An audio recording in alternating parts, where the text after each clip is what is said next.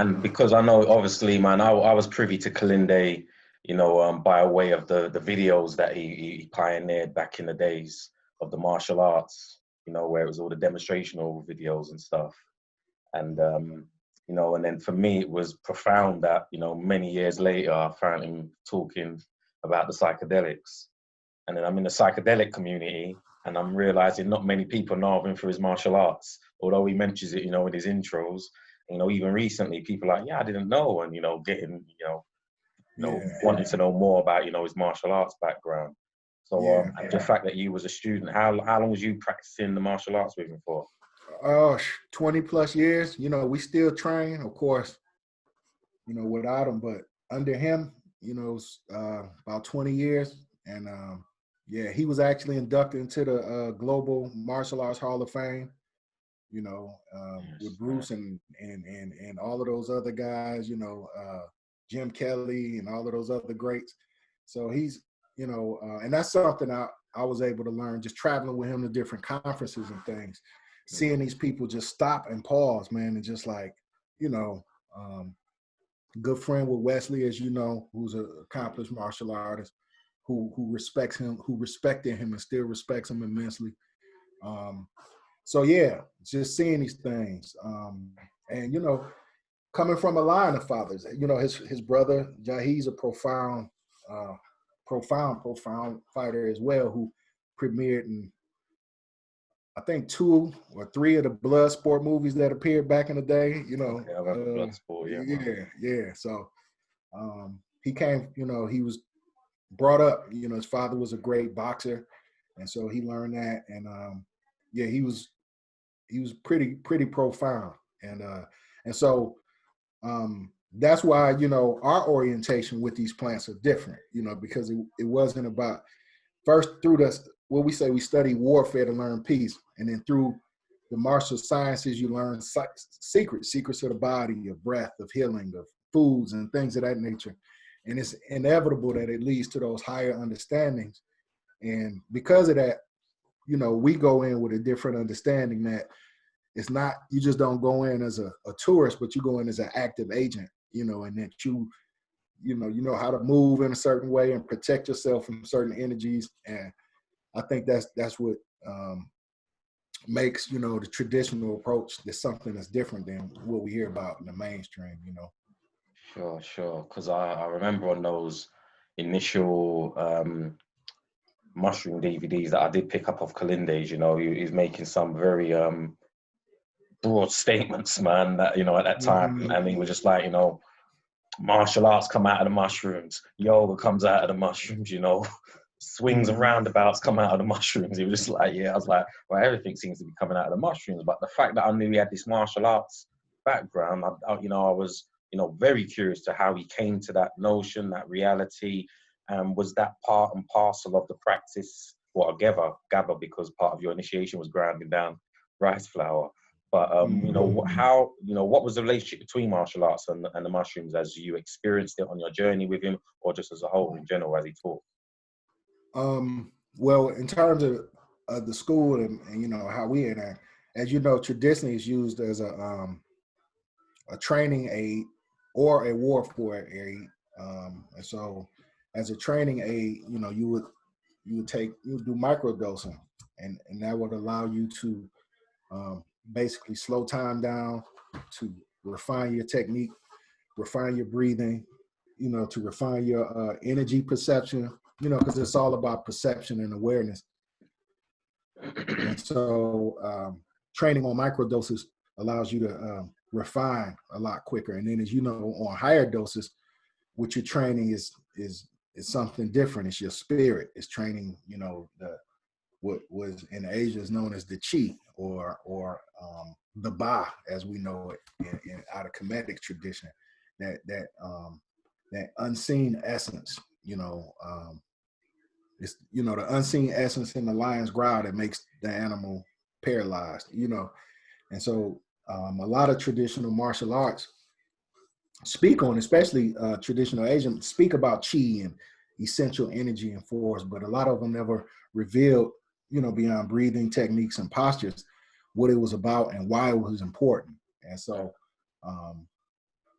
me and you and others who experience that realm know how important it is to establish that strong energy field and to deal and to vanquish those energies that may be threatening you, so that you can move with strength and awaken straight. So that's how I was introduced to it, both as a tool of training, but also as a realm to go into to actively ward off or attract those energies that are beneficial, you know, you know, and to help change the the operating code that we under, you know. So, you know, those higher doses, that's when you like a computer programmer. So, you know.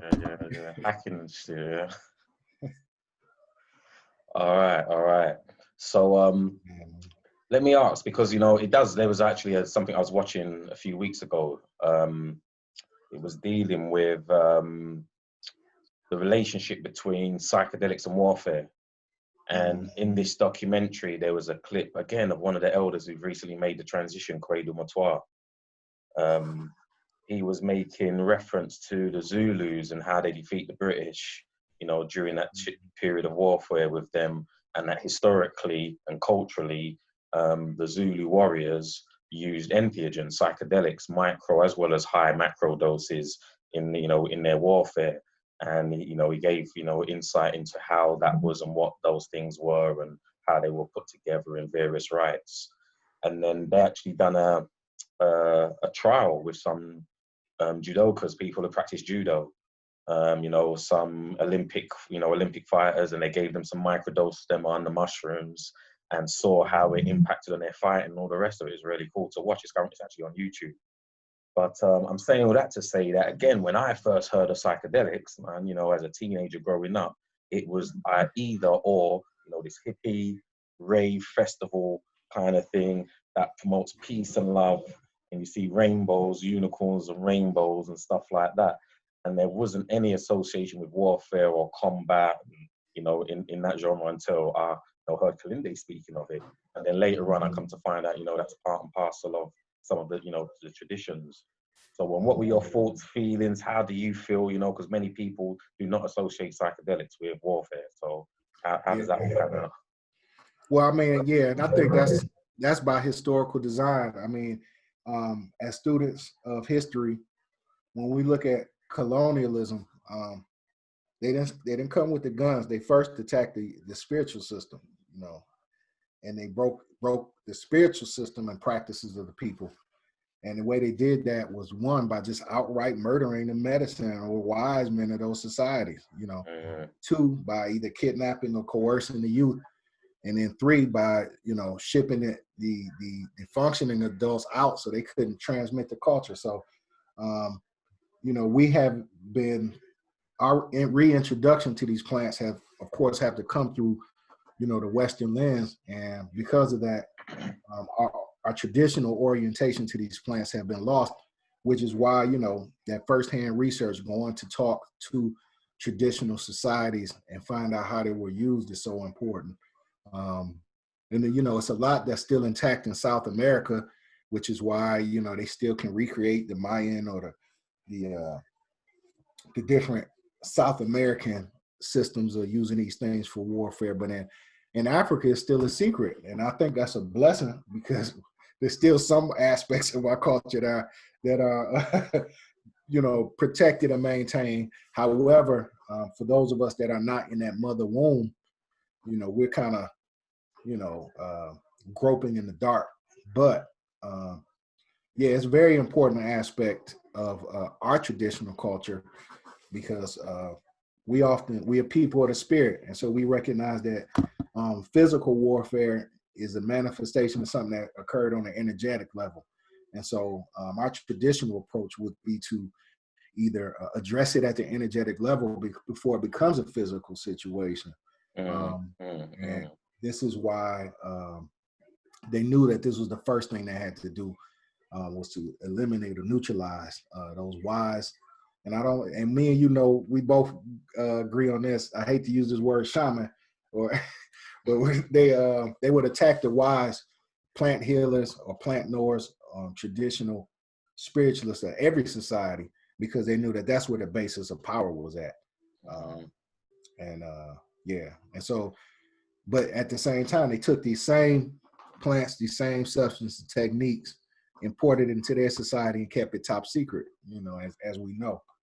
And so part of what we're doing is a divine reclamation, you know, is reclaiming one very important aspect of our global, you know, our global or Aboriginal African culture that connected us across the oceans, you know, across time and space. And it allowed us to focus on a future outside of just survival, you know, or trying to interpret this new reality that's been pushed upon us. It gave us the ability to create our own reality and live in it. So, you know, super important work, man.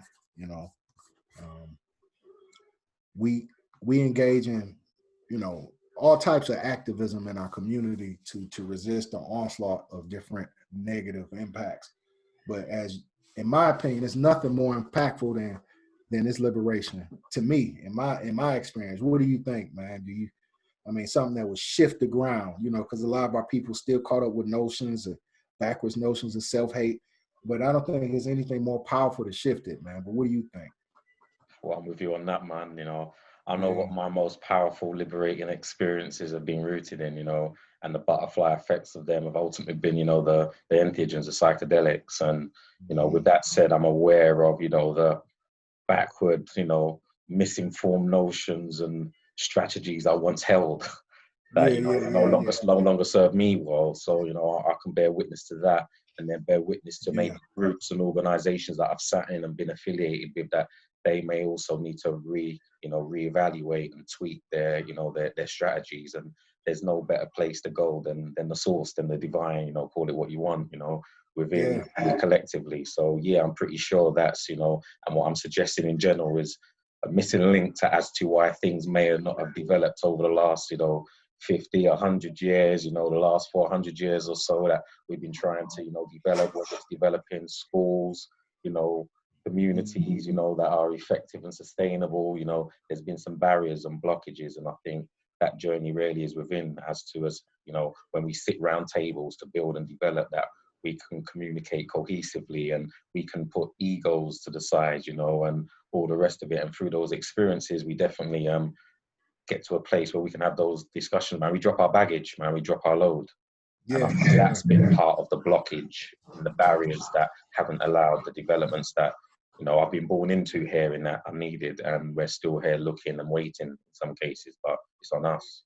And that experience brings you straight, you know, puts the mirror straight in your face, you know, and makes you check yourself and check what you've been doing. It pulls the rug from beneath your feet, slaps you up a little, but you know, lays you down neatly. If you say, well, if you want to do this, let's do this. You know, but this spiritual hormones, man. yeah, man. So yeah, I'm with you on spiritual steroids, man. You know,